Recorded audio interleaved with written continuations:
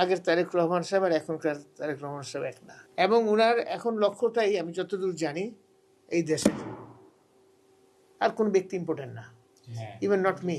তা আমরা ওই সেই অতীতের সেই টিপিক্যাল রাজনীতি থেকে আমরা বাইরে আসতে চাচ্ছি। আসলে আমাদের আন্দোলন শুরু হয়েছে তো 17 বছর আগে থেকে, আমরা আন্দোলন করে যাচ্ছি, কিন্তু আন্দোলনে আমরা একটা মোমেন্টামে নিয়ে আসছি। তখন তোমরা হিট করছো, আমরা মিলিতভাবে হিট করছি, সেই হিটের জন্য রেজাল্ট আসছে। আমাদের নেতা জনাব তারেক রহমান সাহেবের, চেয়ারম্যান, ওনার একটা প্ল্যান আছে, আর উনি দুইটা জিনিস বলছেন, আমার সবার আগে বাংলাদেশ, আর ওনার একটা প্ল্যান আছে। কিছু কিছু আমি বুঝি কর্মসংস্থান আমাদের একটা বড় লক্ষ্য, আরও অনেক কিছু আছে, কিন্তু কর্মসংস্থানটা না হলে অর্থনৈতিক স্বাবলম্বী হবে না। স্বাবলম্বী হবে কিভাবে? আমাদের রাজনীতি কি? রাজনীতি তুমি যদি অর্থনৈতিকভাবে স্বাবলম্বী হও, সেটা কিন্তু আমার রাজনীতির অংশ, সেটা কিন্তু আমার রাজনীতি। এখন তুমি যদি দুর্বল থাকো, তাহলে রাজনীতি হবে কোথেকে? তা আমরা ওই সেই অতীতের সেই টিপিক্যাল রাজনীতি থেকে আমরা বাইরে আসতে চাচ্ছি, আমরা মেধাভিত্তিক রাজনীতিতে যেতে চাচ্ছি।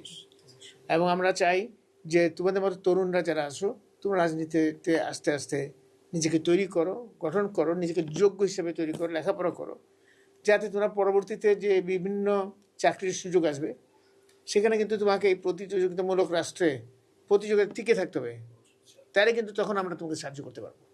প্রতিযোগিতা যদি না করতে পারো তাহলে হবে না। আর একটা হচ্ছে কর্মসংস্থান, হচ্ছে বিদেশের কর্মসংস্থান, সেখানে অনেক সুযোগ হবে, কিন্তু আমি বুঝি, আমি জানি।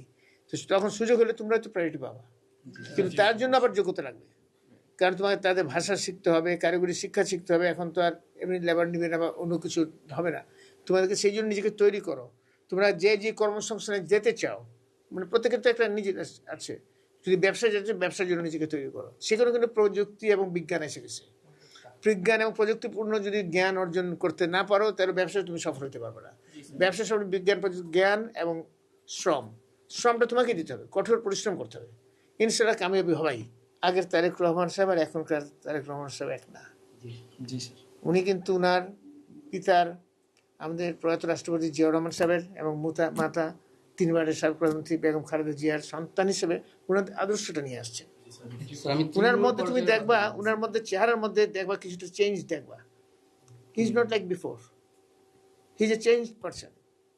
এবং উনার এখন লক্ষ্যটাই আমি যতদূর জানি এই দেশের জন্য, আর কোন ব্যক্তি ইম্পর্টেন্ট না, even not me, nobody is important. ওনার জন্য ইম্পর্টেন্ট শুধু দেশের জনগণ, দেশের সার্বভৌমত্ব, স্বাধীনতা, জনগণ, সেটাই ওনার জন্য ইম্পর্টেন্ট, এবং সবার আগে বাংলা। দেবশ্রী শুভ্রা সরকার, পৃথিবী নিউজ ডেস্ক, চ্যানেল 365।